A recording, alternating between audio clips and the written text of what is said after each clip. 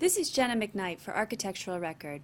Featured in our March 2010 issue, the Agave Library in Phoenix, Arizona, designed by Bruder and Partners, created a significant piece of architecture in an unexpected setting. Surrounded by desert, suburban subdivisions and chain stores, this 25,000 square foot library was a masterpiece of economy. Total cost was $6.6 million, or about $250 per square foot. I recently spoke with Richard Jensen from Bruder's office, who explained how the design used its limited resources to create a building of civic importance. We began at the building's cowboy front, a false facade of perforated metal that announces the library's presence in this developing district. We're standing in this really wonderful space that came as one of those happy accidents. This interstitial space between the cowboy front to my right and the volume of the library to my left. The form of the cowboy front really is a result of looking at the zoning ordinance. It's set back 25 feet from the street.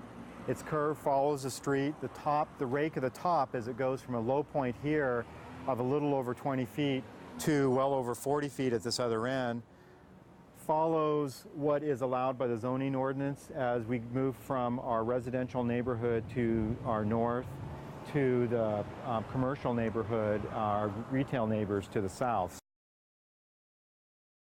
We're at the entry canopy, and as much as we knew that we needed to make a strong presence at the street, we knew we needed to make a strong presence at the entry to the library.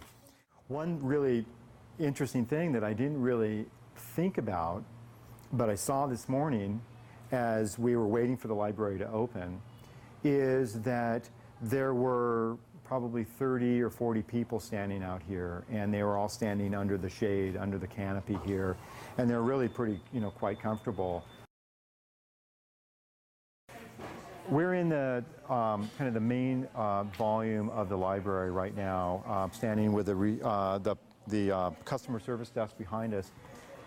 And one of the big challenges for this library is that it's the first library that was designed for the city of Phoenix to have a single service point. So with its 25,000 square feet, it was a real challenge for us to think about where and how that service point is located, how and where all the different sections of the library are visible from that service point.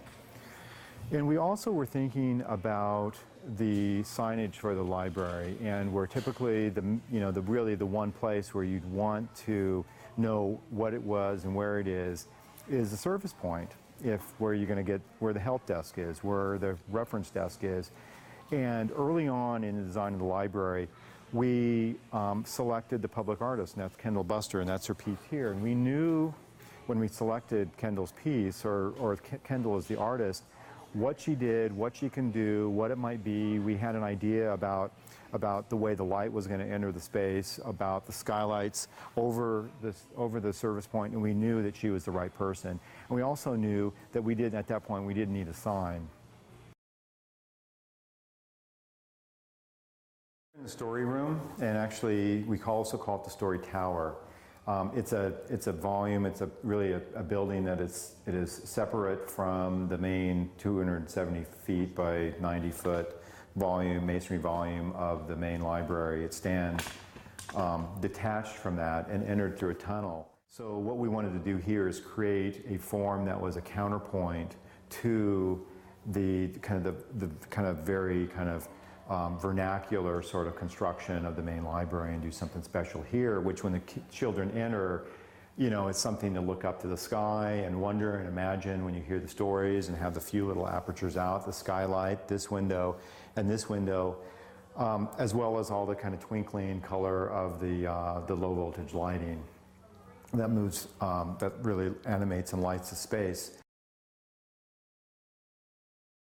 The library has a series of gardens, from the children's garden to the adult garden to the teen garden, that are all sort of contiguous, but all at the same time have their own sort of discrete sort of groupings of furniture and their arrangement to the interior of the library. On nice days, spring days, kind of the shoulder seasons that the librarians can have their lunch outside. All the furniture is arranged that you can see here. It's near the window. It's for views and for that connection to the outside. The design ethos for the library was one that came out of a building on a very sort of forgotten, marginalized site. We knew when we came in that we needed to design in a very, very lean way.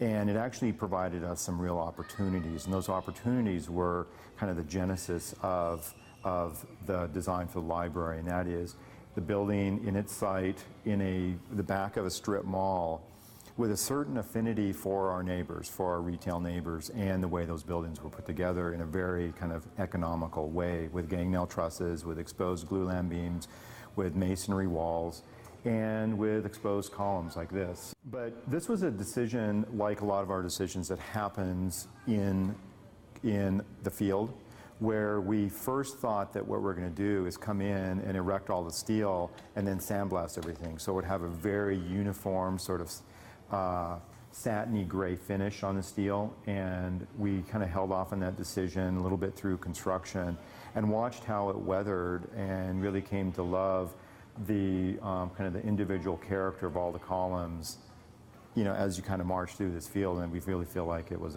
the right choice.